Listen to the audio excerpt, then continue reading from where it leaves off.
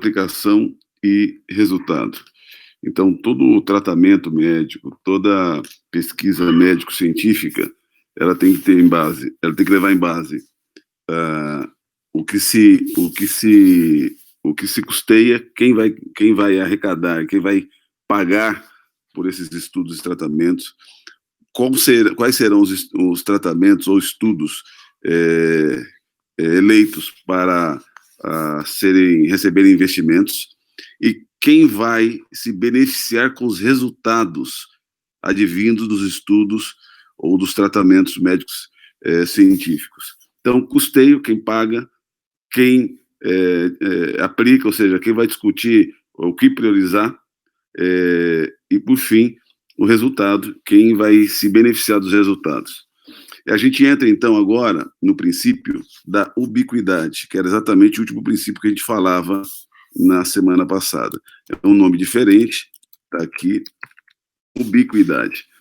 A ubiquidade tem a ver com a onipresença, tá certo? É a ideia de que o que a gente faz no campo da área médica, da saúde, dos estudos médicos científicos, tem repercussão principalmente no campo da genética humana, que tem a ver com a espécie, com a humanidade. Então, todos os estudos e tratamentos médicos científicos feitos principalmente na área de genética humana, eles têm o condão de não só influenciar esta geração, como as gerações futuras. O impacto é no todo, por isso de onipresença, porque ele não só vai gerar impactos benéficos ou maléficos agora, como para a futura geração. Se eu mexo no DNA da espécie humana, eu vou influenciar o futuro da espécie humana, seja quantas gerações forem lá na frente. Então, eu, pelo princípio da ubiquidade, eu estou proibido de fazer alguma experimentação que gere algum risco para a humanidade, não só neste momento. Não, mas olha, o que nós estamos fazendo aqui impacta a vida dessas pessoas que são objeto de pesquisa médico-científica. Não. Se nós estamos discutindo e mexendo no gênese da humanidade, nós vamos estar dialogando com as futuras gerações, não só com esta a qual está sendo objeto de estudo, de tratamento, de análise médico-científica. Então, a ubiquidade tem a ver com onipresença. Tudo o que eu faço no campo do biodireito, da bioética, tem repercussão para o futuro. Então, eu tenho que respeitar a ubiquidade, ou seja, respeitar as gerações futuras naquilo que eu faço hoje. É como a discussão no meio ambiente, que a gente estava tendo uma aula falando. Olha, quando eu mexo na Amazônia, não é a floresta amazônica do Brasil. Tá? E não é tão somente o mundo que fica impactado, mas as futuras espécies, os futuros seres humanos que ainda não foram gerados, são prejudicados quando eu cometo um crime numa floresta amazônica, por exemplo. Então, não significa uma nação, não significa esta geração, significa todo o planeta e as gerações vindouras. A ideia de ubiquidade, de onipresença, é a ideia de que o que eu faço agora no campo médico, de estudos e tratamentos que tem a ver com o DNA do ser humano, eu impacto as espécies futuras. Essa é a ideia de ubiquidade. Eu vou só concluir os princípios, depois eu dito rapidamente aqui, só para a gente ganhar tempo, tá bom? E se não der para ditar, eu vou fazer aqui, já combinando, já vou fazer, ao pegar o material aqui que eu tô levando em referência para esse nosso estudo, e vou encaminhar para o Zap da Amanda, tá bom? E aí a Amanda disponibiliza para vocês essa parte, não só dos princípios, que eu vou caminhar aqui falando, como também de ramos. tá bom? Então, nós não vamos perder tempo anotando nada hoje. Então, essa meia horinha que a gente perdeu, eu vou encaminhar tudo no zap da Amanda. Eu gosto de digitar, galera, porque é o seguinte, eu sei que depois você vai ter dificuldade de ler, você tem um monte de coisa para ler, tem outras matérias, então eu gosto de digitar na hora da aula, porque você anota aí e já fixa o conceito, tá certo? Mas hoje, né, por essa questão pontual, eu vou encaminhar no zap da Amanda somente esse ponto dos princípios e um pedaço dos ramos que a gente vai entrar daqui a pouco, tá bom? Então vamos ganhar tempo. Próximo princípio, cooperação entre os povos, né? Veja, esse princípio, ele na realidade, ele tem uma ligação muito próxima com o princípio da ubiquidade. Por quê? A ideia da ubiquidade é a ideia de onipresença, né? Bem onipresença mesmo daquele atributo, do atributo da divindade, de estar presente em todos os lugares concomitantemente. A ideia de ubiquidade é isso, é que o que eu faço neste momento impacta não só as espécies, os povos de agora, mas também das gerações vindouras, principalmente quando eu discuto alteração de célula germinal do ser humano, célula que é fundamental de formação da pessoa. Então, quando eu mexo nessa célula, tá certo? Quero lembrar aqui que essa coisa de você criar super seres humanos, não é só os filmes da Marvel, né, Capitão América.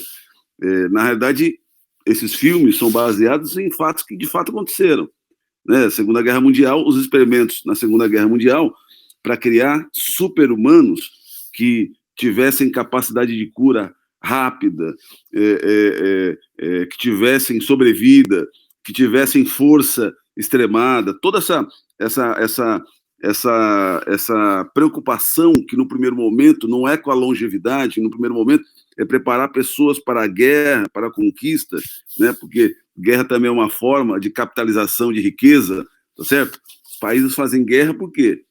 Porque é uma forma de capitalização de riqueza, gente.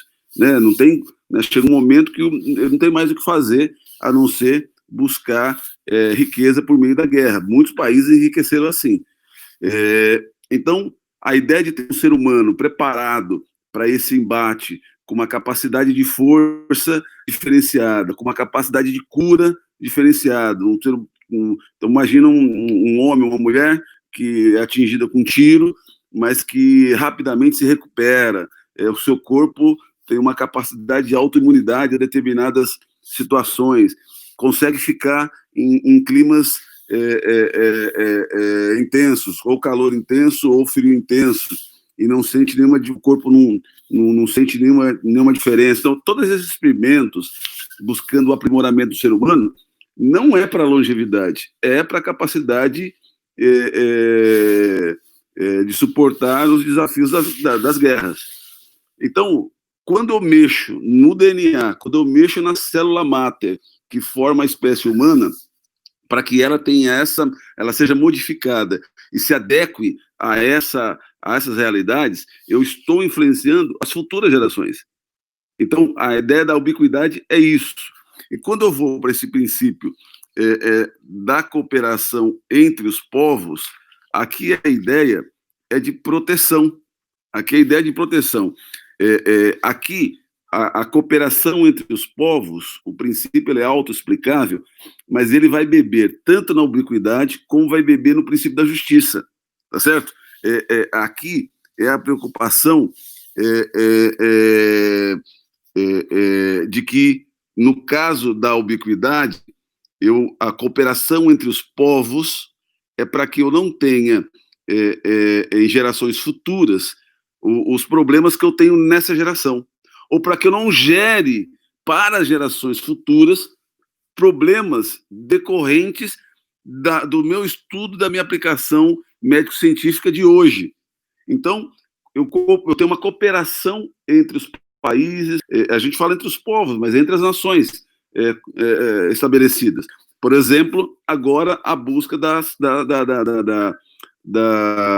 solução para o Covid, por exemplo, né? Então, eu vou envidar esforços com chineses, com norte-americanos, com coreanos, independente das diferenças raciais e históricas que existem entre os povos, eles se unem para buscar soluções para a continuidade da espécie humana, não só da raça ou da nação, mas da espécie humana.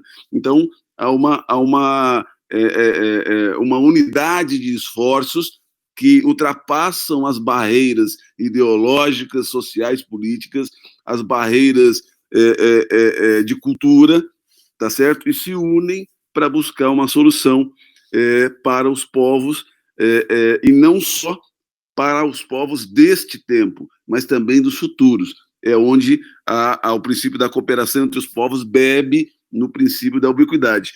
E bebe também no princípio da justiça, porque esses esforços que devem ser evitados, essa unidade de propósito entre as nações para buscar soluções para os povos de agora e nações vindouras, ou seja, os povos que virão, é preciso ter investimento. Aqui entra de novo a história do custeio, tá certo? É preciso investir dinheiro para isso. Para buscar solução para o Covid, precisa fazer pesquisa, e pesquisa custa dinheiro. É recurso humano, é recurso laboratorial, é toda espécie de estrutura. Então, isso demanda grana, demanda recurso. Quem paga essa conta? Quem banca esse custeio? As nações. Então, envidar esforços para buscar solução também é buscando dinheiro, juntar dinheiro, fazer um caixa único para buscar uma saída para uma pandemia, para uma doença que é mundial. Tudo bem que os chineses ficaram ricos, né? O vírus veio de lá, e aí, como eles foram os primeiros a encontrar, aí já estão com vacinas avançadas, né? E, obviamente, que isso não entra aqui no princípio da cooperação entre os povos, porque os chineses estão encontrando a solução para a vacina, estão vendendo, tá certo? A solução não está sendo compartilhada, mas sim comercializada. Isso não é cooperação entre os povos. É interessante, né? O vírus veio de lá e eles são os mais beneficiados economicamente hoje no mundo, em razão do vírus que não foi produzido por eles, né? Mas que veio de lá. Outra coisa aqui interessante, ainda no princípio da justiça, é o resultado, né? Aqueles que corroboram para que a gente tenha encontre uma solução, um antídoto, enfim, uma alternativa a um tratamento médico-científico que traga longevidade à vida humana. Aqueles que investem, aqueles que fazem o custeio, são também aqueles que vão ser beneficiados pelos resultados desse trabalho. Então, obviamente, aqui, tanto o custeio como o resultado dele andam juntos aqui, e essa cooperação de esforços para buscar uma solução para um problema que não é pontual, que é geral, tá certo? Depois a solução vem em benefício de todos os povos ali que cooperaram para a busca daquela saída. Um princípio... Galera, até aqui tudo bem? Tranquilo? Então me dá um ok aí. Se não travou de novo, não travou, então beleza, eu estou vendo aqui o pessoal... Aí, ok. Princípio da preservação da espécie humana, tá certo? Princípio da preservação da espécie humana. Esse princípio também é uma transposição que vem da bioética para o biodireito, tá certo? A ideia aqui é que o ser humano é livre para realizar pesquisas que julgue úteis. Ele é livre, tem liberdade para realizar qualquer pesquisa que julgue ter uma utilidade para a humanidade. Inclusive pesquisas que vão gerar aprimoramento da espécie humana, tá certo? Contudo, eles estão limitados. Eles têm responsabilidade, não só com essa geração, mas com futuras gerações, na implicação do dever da preservação da nossa espécie humana. Então, se impõem limites. a esses objetivos, a essas experimentações científicas, tá certo? Principalmente aquelas que visam alterar o ser humano, né, na sua essência como indivíduo, tá certo? Como ser. Olha só, porque isso impacta na espécie humana como um todo. Então, veja, o ser humano, ele tem, pelo princípio da preservação da espécie humana, nós temos liberdade para buscar todos os meios necessários para aprimorar a espécie humana. Contudo, se nós, ao fazermos esse procedimento, temos a obrigação de evitar qualquer risco para a espécie. Eu posso buscar a melhoria da espécie, mas se na busca da melhoria eu identifico riscos no meu trabalho médico-científico, eu estou proibido de prosseguir nele. Eu estou proibido de começar a fazer o trabalho. Por quê? A busca é pela preservação da espécie. Eu não posso querer aprimorar a espécie em detrimento da espécie humana, tá certo? Então, esse princípio, ele na realidade limita a atuação do ser humano na busca desse aprimoramento. E qual é a limitação? A limitação é exatamente a possibilidade de trazer risco à vida humana, à espécie humana em particular. Princípios da prevenção ou da precaução. Aqui, galera, preciso fazer um adendo aqui. Primeiro que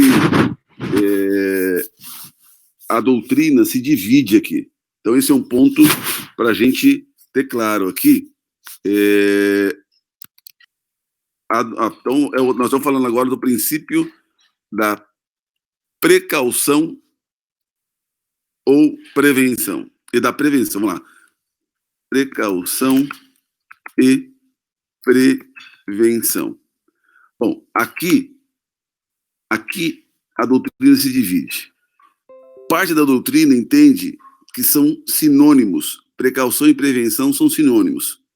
E parte da doutrina entende que são distintos, são institutos distintos, tá bom? Com o que nós vamos ficar, né, nessa manhã? Com qual é a linha doutrinária que nós vamos ficar? Vamos ficar com a corrente doutrinária, que é majoritária, do entendimento de que são distintos. Precaução e prevenção são dois princípios distintos. E aí, o que eu quero que você guarde? Né? Você tem, quando eu falo de precaução, eu queria que você lembrasse de dúvida. Ó, precaução, lembra de dúvida.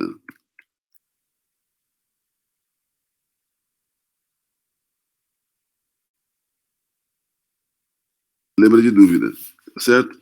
E prevenção, você lembra de certeza, tá bom? Então, vamos entender isso, né? Vamos deglutir isso para a gente entender essa coisa. Veja, se eu vou fazer um estudo, se eu vou fazer um tratamento, tá certo? Sempre na ótica, de novo, galera, é sempre importante voltar, tá certo? O biodireito, ele nada mais é do que, falamos na aula anterior, o que é o biodireito? Ele nada mais é do que a normatização daquilo que vem da bioética, tá certo? Então, eu normatizo os estudos, eu vou registrar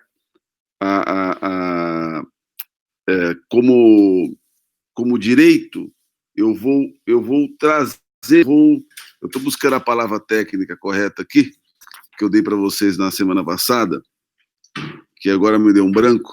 Deixa eu buscar aqui na minha anotação, só para deixar isso bem fechado entre nós aqui. Peraí. que eu usei a palavra correta aqui, só um minutinho.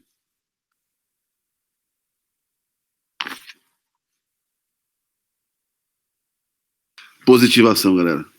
Essa hora da manhã, porque o domingo foi puxado ontem, domingo foi puxado, então essa hora da manhã já estou cansado. O biodireito é a positivação das normas encontradas na bioética, certo? Já a bioética, o que é? São os estudos filosóficos, éticos, acerca dos métodos, acerca dos estudos, dos experimentos feitos em seres humanos. Então, na realidade, o biodireito vem fazer o quê? Vem a normatizar o conjunto de regras que se encontram na bioética. Olha, eu posso fazer o tratamento, mas eu tenho que obedecer este padrão. Olha, ele está regrado dessa forma, o trato com as pessoas tem que ser desse jeito. Então, o biodireito vem positivar esse regramento. Muito bem. Quando eu venho para a precaução, eu agora volto para a precaução. Eu vou fazer um procedimento, mas eu tenho dúvidas acerca do procedimento. Tá certo? Eu tenho dúvidas se ele vai dar certo. Eu tenho dúvida acerca do resultado. Eu vou fazer uma manipulação genética, mas eu tenho dúvida se aquilo vai se encaminhar da maneira que eu estou pensando. Se o resultado das análises feitas aqui com a manipulação genética vai se dar da forma que eu planejei. Quando eu tenho o elemento dúvida, o que vale é o princípio da precaução. Eu não faço. Pelo princípio da precaução, havendo dúvida, eu estou proibido de fazer. Estou proibido de fazer. Veja, na prevenção, no princípio da prevenção, eu preciso ter certeza. Na precaução, não posso ter dúvida. Na prevenção, preciso ter certeza. Do quê? De que os procedimentos que eu vou fazer têm reversibilidade.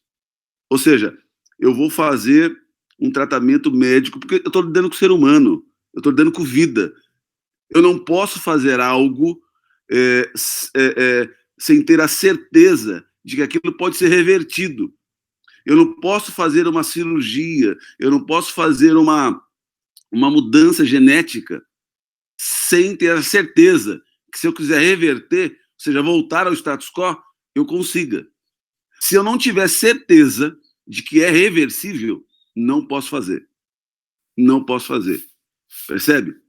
Então, a precaução está ligada com a dúvida. Se eu tenho dúvida de que aquilo vai trazer malefício ou não, não faço. A prevenção tem a ver com a certeza de reversibilidade do que eu estou fazendo. No primeiro caso, eu tenho dúvida se vai existir mal. No segundo caso, a prevenção, eu tenho certeza que aquilo que eu estou fazendo pode ser revertido. Eu vou fazer, mas eu posso reverter depois. Percebe? Por quê? Estou lidando com o ser humano. Então, no princípio da precaução e da prevenção, parte da doutrina entende que é uma coisa só. Parte da doutrina entende que são distintos. Então, a gente vai ficar com a parte da doutrina que entende que são institutos distintos. Tá certo? E aí, entendendo que a precaução tem a ver com a dúvida do resultado ou do efetivo tratamento, e a prevenção tem a ver com certeza de que tudo aquilo que eu vou fazer pode ser desfeito depois. Tudo aquilo que eu estou fazendo agora, eu posso desfazer e voltar ao estado natural, voltar ao status quo. Se eu já sei que aquilo que vou fazer depois de feito não se refaz, ou seja, é irreversível, eu não posso fazer em respeito ao princípio da prevenção. Tudo bem, galera, até aqui? Tudo bem? Lembrando que depois eu vou mandar isso daí digitado para a colega aí, representante de sala, para a Amanda. Tudo bem até aqui? Ok? Legal? Legal. Galera, vamos falar do último princípio. Vamos falar do último princípio. Esse último princípio, ele é polêmico, tá certo? Esse último princípio, ele é polêmico. É o princípio da vida humana digna. Princípio da vida humana digna. Princípio da vida humana digna, ok? Muito bem. Olha que interessante. Ele não é necessariamente a dignidade da pessoa humana, tá bom? Da vida humana digna. Princípio da vida humana digna. De cara, já digo, é um princípio polêmico. Mas por que ele é um princípio polêmico? Porque é muito simples, Valdirene. O que é vida digna?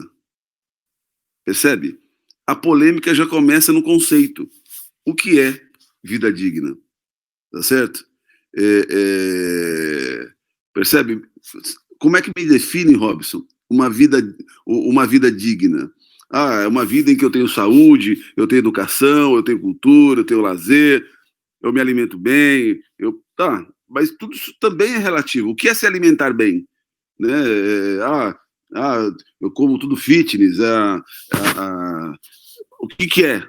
Percebe? Exato, Robson. É muito abstrato, é muito surreal. Você não tem condições de sustentar com inteireza um conceito sobre o que é uma vida digna. Mas, para a gente entender, os autores que defendem a vida humana digna como um princípio bioético e do biodireito, né? Isso, o que é digno para uns pode não ser para outros, exato. Vide, por exemplo, o julgamento da prisão em segunda instância, né? Ficou muito bem dividido o tema aí do que era justo, se era justo. Veja, estou falando da justiça da vida humana, né? Mas há quem diga que não ter liberdade é o mesmo que não ter vida. Então, na polêmica do ano passado, do julgamento em que se decidiu a prisão em segunda instância, nós ouvimos muitos debates sobre o que era justo e o que não era justo, né? Então, você imagina agora trazer um debate para a gente falar aqui o que é justo, o que é uma vida digna para nós, né? Realmente, nós vamos ter aí, só que na sala, vários entendimentos. Mas é interessante a gente ter claro que os autores que defendem esta vida humana digna o fazem para dar lastro, para dar sustentação ao aborto e à eutanásia, basicamente, tá certo? Então, os autores que sustentam o Instituto do Aborto e da Eutanásia sustentam com base no princípio da vida humana digna, tá certo? E olha só, aqui também há um ponto super discutível, porque quando a gente começa a qualificar o que é vida humana digna, é um problema sério, porque na Segunda Guerra Mundial não havia dignidade na vida humana do judeu, por exemplo, né? Os alemães entendiam que eles não eram seres humanos à altura, né? Eles eram seres inferiores, né? Por longo tempo, e em alguns lugares do mundo ainda é assim, a homossexualidade é tida como uma vida humana indigna, né? O homossexual, para aqueles que entendem que a vida humana tem que ser digna, entendem que a homossexualidade não é uma vida humana digna. Aliás, também Hitler na Segunda Guerra Mundial, tratou os homossexuais como seres inferiores, seres que não tinham uma vida digna. Em alguns lugares do mundo, ainda nos dias de hoje, agora, nesse momento, enquanto falamos aqui, mulheres não são consideradas seres humanos com uma vida digna. Por isso, são seres inferiores, não recebem o mesmo tratamento que outros humanos, homens, né? Então, a gente precisa entender que essa discussão ela é muito relativa, porque eu parto do princípio de que eu tenho uma vida humana digna e uma vida humana que não é digna. Olha, e o tema é polêmico, galera, porque vamos para algo mais prático. Vamos para algo mais prático, né? Imagine a pessoa que neste momento está lá no INCOR ou no AC Camargo, tá certo? O AC Camargo, especialista em oncologia, né? O INCOR em coração. Mas imagine que a pessoa está lá. Vou dar um exemplo mais básico, então, porque esses aí são mais pesados, mas eu vou no mais básico. Doença de Chagas. Então, a pessoa que tem um coração grande, o coração cresce além do normal. Chega um momento que o cara está bem fisicamente, né?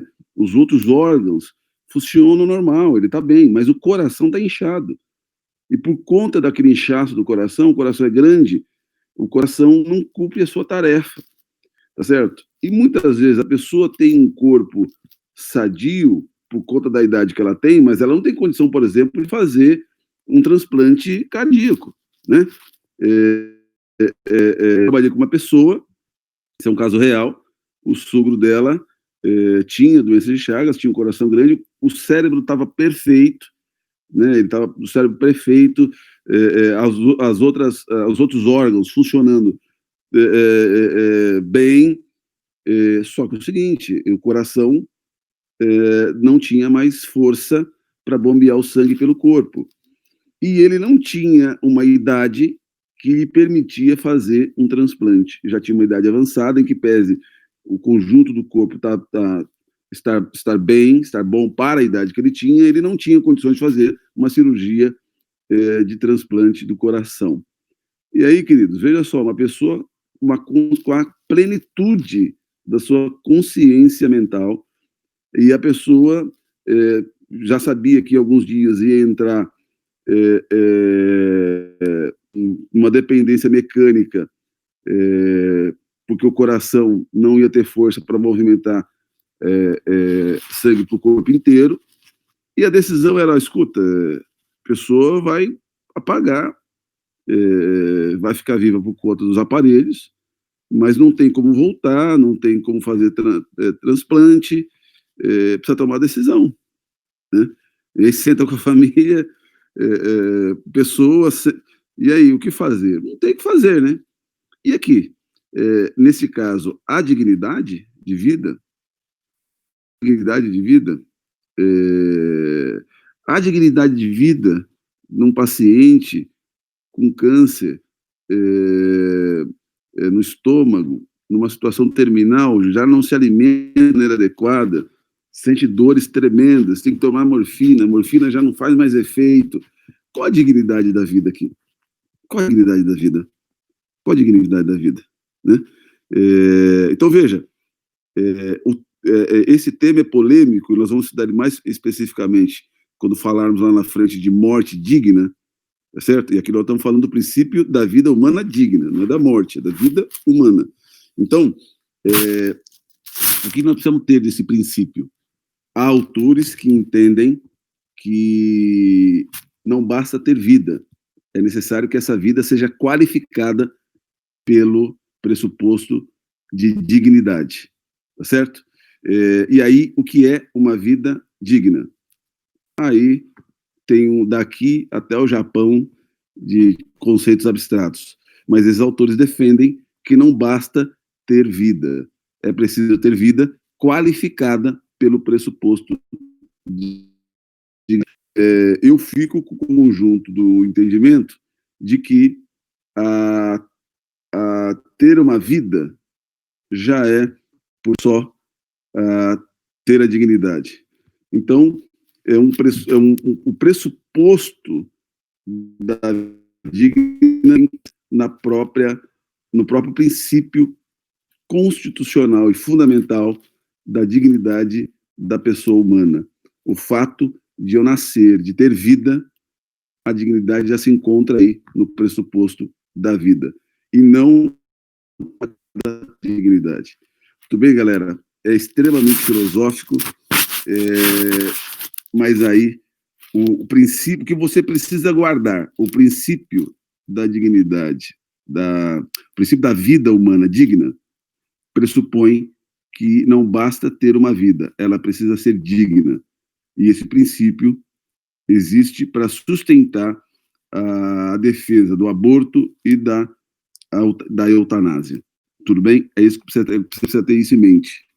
O princípio, fundamentalmente, sustenta o aborto e a eutanásia. Mas é um tema polêmico, é outra coisa que você precisa guardar, é um tema polêmico. Não é pacífico, porque vida digna é um termo abstrato, em decorrência do conjunto de diferença social que temos na nossa sociedade, não só no Brasil, mas no mundo. O que você precisa guardar também é que há outros doutrinadores que entendem que o argumento de que não basta ter vida, é preciso que ela seja qualificada pela dignidade, está superado pelo próprio princípio constitucional da dignidade da pessoa humana, que surge com o seu nascimento. Então, nasceu, tem vida, é uma pessoa. Aliás, não precisa nem nascer, né? Mesmo no âmbito uterino, e nós vamos estudar essa questão mais adiante, a partir do momento que surge a vida, então surge a dignidade, porque nós temos a pessoa humana. Tudo bem, galera, até aqui? Tudo bem até aqui? Estão ok para mim? Estamos aqui, não? Tudo bem até aqui? Ok, ok, ok. Beleza, galera. Vamos falar um pouco agora dos ramos. Vamos falar sobre o biodireito como ramo autônomo do direito, certo? Vamos lá. Biodireito como ramo autônomo do direito. Tá bom? Esse é o título, galera. Então, como eu ia dizendo para vocês aquele momento anterior, durante esse curso, nós vamos sempre voltando, porque não podemos esquecer que a matéria-prima do biodireito é a bioética, tá certo? Não podemos perder de vista, tá certo? A gente precisa ter a clareza de que o biodireito, ele na realidade está intimamente relacionado à bioética, tá certo? Assim como a bioética, o biodireito é uma matéria multidisciplinar, ou seja, se relaciona com um conjunto de disciplinas. O biodireito se relaciona com um conjunto de disciplinas, assim como a bioética. Mas vale a pena, para a gente começar esse ponto, trazer novamente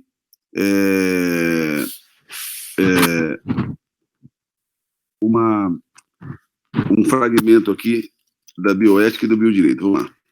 Estou digitando aqui, rapidamente, só para a gente partir desse pressuposto, tá bom? Vou digitar aqui para a gente. Bioética. Um estudo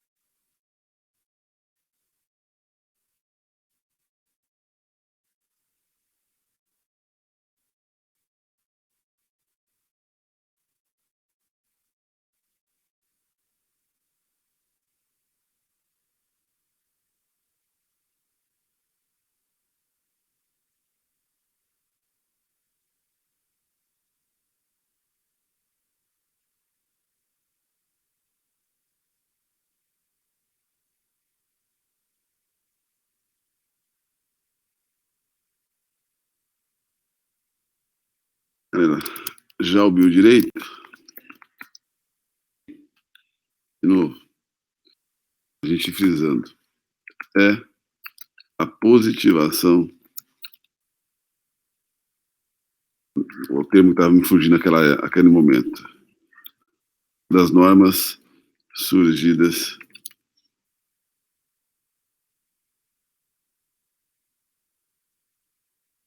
de novo, ó, tá aí. Bioética é um estudo ético-filosófico sobre a temática relacionada às técnicas e limites das experimentações e procedimentos médicos científicos. Tá certo? Estão me ouvindo, galera? Não, estava mudo porque eu estava digitando. Estava mudo porque... Legal. Então, é um estudo ético-filosófico sobre a temática relacionada às técnicas e limites das experimentações e procedimentos médico-científicos. Já o direito é a positivação das normas surgidas da bioética. Então, ou seja, de todas aquelas experimentações, aqueles estudos, tá certo? Dos limites estabelecidos nas experimentações, todo conjunto de regramento que sai da bioética vem para o biodireito e é positivado.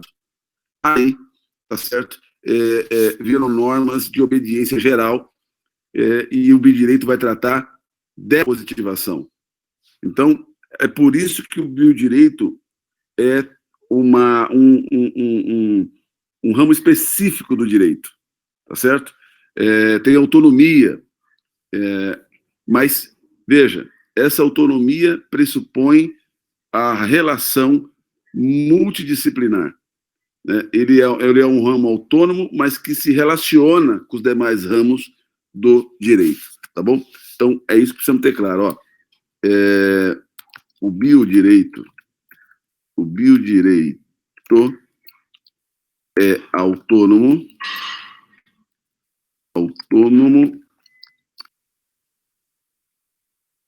contudo,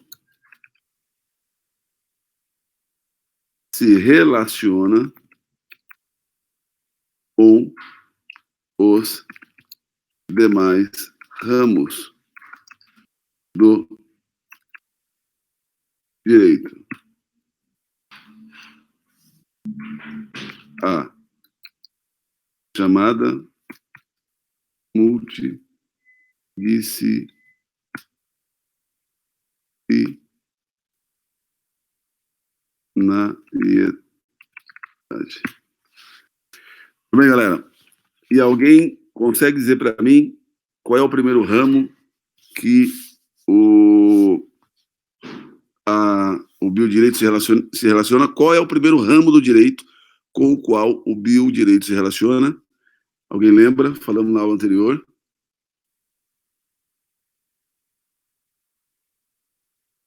Alguém lembra, não? Estamos em 33 pessoas. Alguém lembra?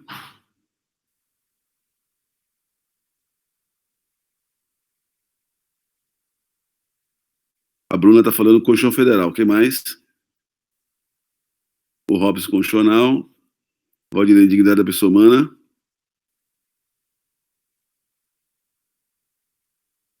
Então, só para ajudar, tá bom? Galera, bom, ó, quero que vocês participem, mas só estou para a gente, ó. Ramo do direito não pode ser a Constituição Federal. A Constituição Federal, ela é o todo, ela é o próprio direito, né?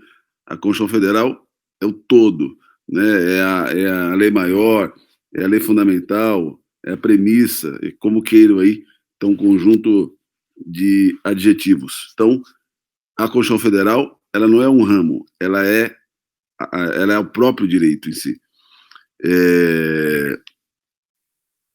A dignidade da pessoa humana é um princípio constitucional, tá certo? E um ramo, o primeiro ramo com que o biodireito se relaciona é o direito constitucional. Tudo bem, galera? Direito constitucional. E não poderia ter razão de ser.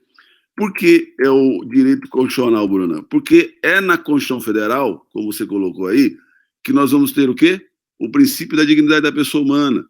No artigo 5º, nós vamos ter um conjunto de princípios e um conjunto de direitos, tá certo? Que se relacionam à vida, tá certo? O que vai dizer o caput do artigo 5º? Todos são iguais perante a lei, garantindo aos brasileiros e aos estrangeiros residentes no país a inviolabilidade do direito à vida. A inviolabilidade do direito à vida. É exatamente a questão de toque, a questão de fundo que a gente toca no biodireito. Porque o biodireito positiva as regras da bioética,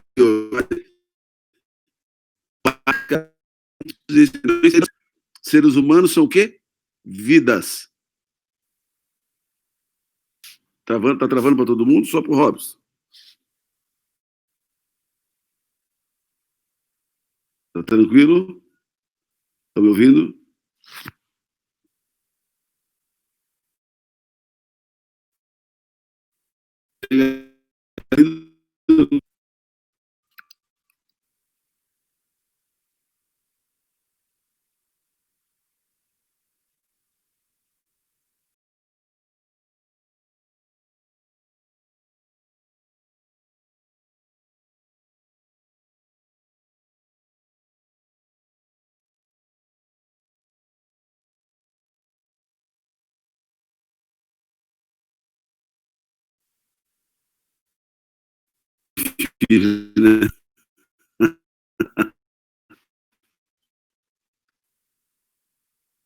Voltou? Voltou?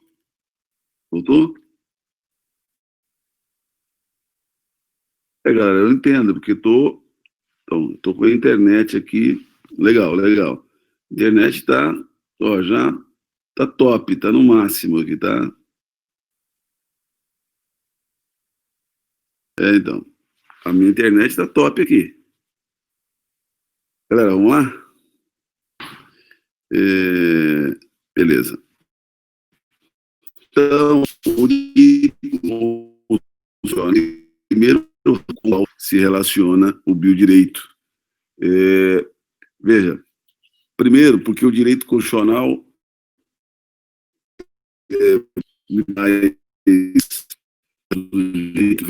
criou as outras matérias.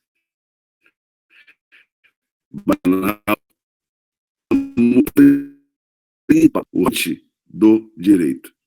Tudo está na Constituição, e o direito constitucional trata da Constituição.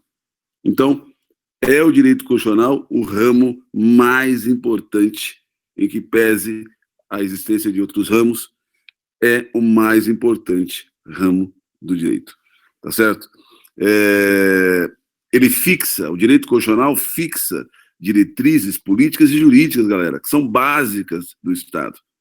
Também o direito constitucional é ponto de partida para qualquer ramo do direito, inclusive o biodireito. Tá certo? Veja só, o direito constitucional, ao positivar os direitos humanos, inclusive transformando os direitos humanos, tá certo, em direitos fundamentais, ele cria limites ao Estado, tá certo? Ele estabelece limites ao Poder Legislativo ao criar leis. Então, o Poder Legislativo não pode criar determinadas leis. Por exemplo, leis que, de alguma forma, interfiram, invadam, fulminem direitos individuais. Certo? Aliás, estes são cláusulas pétreas do texto constitucional. A Constituição, quando estabelece que a vida é um direito inviolável, tá certo? Quando estabelece que a integridade física, a saúde, são direitos que devem ser respeitados por todos, né? Inclusive em legislações infraconstitucionais que vão tratar desses temas, devem respeitar esses direitos. A Constituição está velando, protegendo questões fundamentais ao ser humano, que é a vida, né? Veja, por outro lado, é a própria Constituição Federal que vai trazer a proteção ao exercício do livre exercício. Então, a Constituição vai dizer, olha, é livre o exercício de qualquer profissão, ofício ou profissão, tá certo? E também é a mesma Constituição que vai garantir liberdade de pensamento, de consciência, liberdade de prática científica, percebe? Então, é essa Constituição que parametriza, que estabelece parâmetros, que vai regular de maneira geral o trabalho da comunidade médico-científica, tá certo? Que vai limitar a ingerência sobre a profissão de médico, tá certo? Então, é a própria Constituição, ela vai cuidar da vida, vai cuidar também do profissional da medicina que cuida da vida, vai estabelecer parâmetros para essa profissão, vai estabelecer parâmetros para as pesquisas, para o exercício científico no que tange a vida humana. É a Constituição Federal, o berço de todas essas discussões. Aliás, o que não estiver permitido ali na Constituição Federal, muito pouco provável vai ter vida fora dela, né? Então, veja, o biodireito, quando vai tratar da vida e das experimentações médico-científicas sobre a vida, vai beber no texto da Constituição, portanto, vai dialogar com o direito constitucional, que é fundamental para o biodireito, porque regula a Constituição. Aí, para finalizar, é importante ainda só colocar para a gente que o biodireito ele se assemelha ao direito constitucional, na medida em que impõe limites às liberdades de pesquisas científicas e garante o respeito a direitos mínimos do ser humano, como membros de um Estado democrático de direito, tá bom?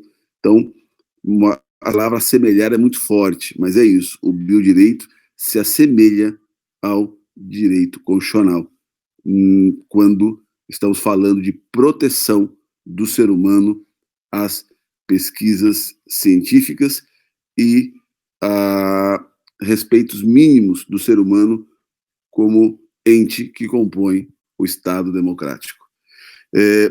Um segundo ramo do direito, muito importante, que a gente não pode passar desapercebido, é o direito civil. É o direito civil, tá certo? Razões óbvias, né? O direito civil tem estreitas relações com o biodireito. Porque o direito civil ele vai regrar um conjunto de institutos jurídicos que vão se espalhando por todo o ordenamento jurídico, né? Existem relevâncias, por exemplo, no direito civil, relevâncias que vêm de plano para o biodireito, quando, por exemplo, eu busco no direito civil os direitos da personalidade. Me interessa saber dos direitos da personalidade, né? Olha só, por exemplo,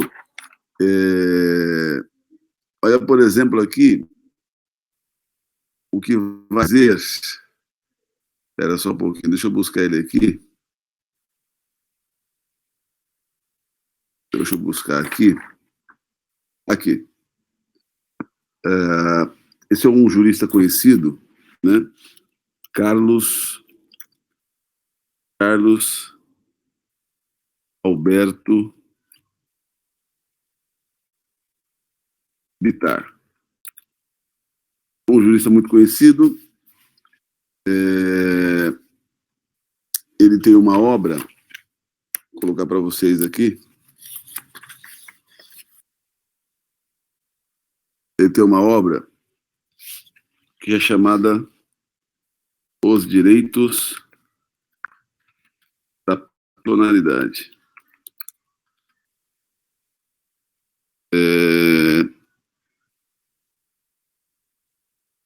editora é a Forense, tá? Quem quiser depois buscar, essa obra dele é muito, muito interessante, robusta. Mas olha só, o que o Bittar vai falar sobre a questão da vida e da personalidade. A vida é sagrada. E aí diz o autor, se entende universalmente que os homens não vivem apenas para si, mas para cumprir a missão da sociedade. Cabe, assim, perseguir o seu aperfeiçoamento pessoal, mas também contribuir para o progresso geral da coletividade. Objetivos esses alcançáveis ante o pressuposto da vida. O que o Bittar está dizendo aqui é o seguinte, o ser humano tem uma importância não só para ele, mas ele tem uma importância para a sociedade. É por isso que não dá para tratar a vida como algo estanque, como algo somente olhando para a dignidade de vida, né? Porque eu não vivo só para mim, eu estou em sociedade, então eu vivo para mim e vivo para a sociedade. E o que acontece comigo é, às vezes, algo que interessa à sociedade. Por isso que os resultados da minha vida não importam apenas para mim, mas para a sociedade como um todo. E aí o direito civil, que vai estudar, por exemplo, os direitos de personalidade, certo? Vai tratar de uma importância não só para o direito civil, mas que vai ter enfoque no biodireito, na medida que o biodireito se preocupa com a personalidade, porque ele cuida da pessoa humana. Ele vai tratar, o experimento é feito na pessoa humana. Então, interessa para o biodireito a personalidade da pessoa. Então, interessa estudar no direito civil a questão da personalidade, tá certo? É o direito civil que vai regular o que toca o início e o fim da vida, tá certo? Nós vamos ver mais adiante esses dois temas, principalmente em dois julgados do Supremo Tribunal Federal, mas é o direito civil, o ramo do direito que tem por natureza discutir a questão do início e do fim da vida, quando ela começa e quando ela termina. Então, o biodireito bebe no direito civil quando vai falar sobre o início e sobre o fim da vida, tá certo? Veja, quando nós vamos discutir, por exemplo, a questão das crianças geradas in vitro, geradas de embrião in vitro. Tem um conjunto de direitos dessas crianças já de inclusão. É o direito civil que trata. É o direito civil que trata. Então, a bioética vai tratar dos experimentos ou vai tratar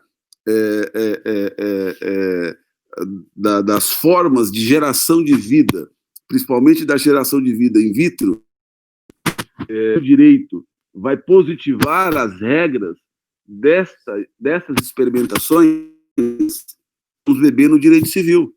Aqui o biodireito vai estar dialogando com o direito civil para buscar supedâneo para a positivação das condutas realizadas na bioética. Então, vale dizer, então, que o direito civil contribui sobremaneira para o biodireito, seja por estabelecer ou proibir modalidades contratuais, por exemplo,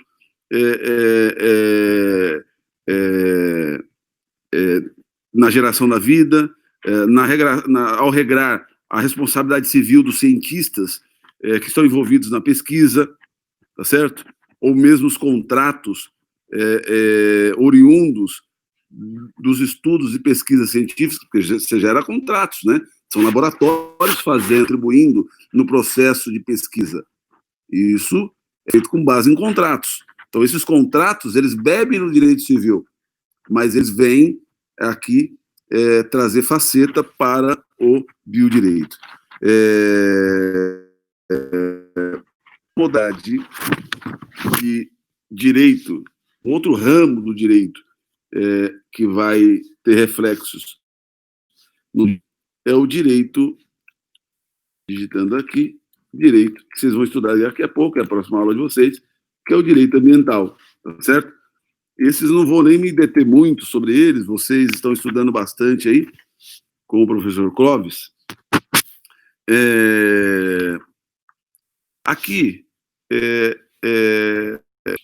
o biodireito, na realidade, tem uma característica aqui de ligação com o direito ambiental, uma vez que ambos, ou seja, direito ambiental e biodireito, derivam da bioética.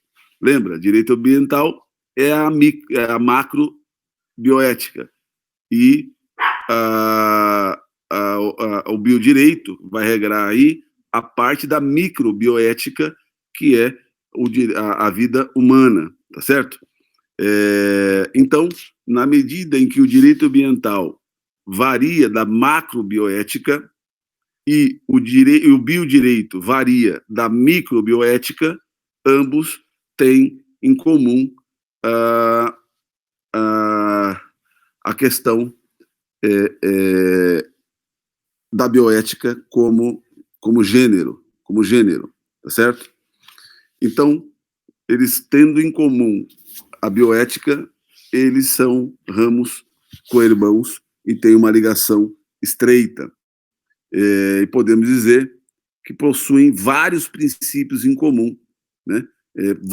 Aliás, aqueles princípios, quase que todos, eles são princípios que a gente encontra no direito ambiental, principalmente da ubiquidade, porque eles bebem num gênero comum, que é a bioética, tá certo? Mas, nesta área do biodireito, a questão dos organismos geneticamente modificados são os temas que mais interessam entre biodireito e direito ambiental, tá certo? Os transgênicos, né? Principalmente esses alimentares em que vão impactar a vida do ser humano, tá certo? Então, os organismos geneticamente modificados, como exemplo, transgênicos, são de profundo interesse no biodireito e eles, a correlação central está no direito ambiental, tá certo? Então, e o que lhes interessa? A profundidade, a extensão, a alteração que esses organismos podem criar no meio ambiente e trazer de riscos a vida e a própria existência do ser humano. É aqui que interessa para nós o biodireito e o direito ambiental. Tá ok? Um último aqui, para a gente fechar hoje, é o direito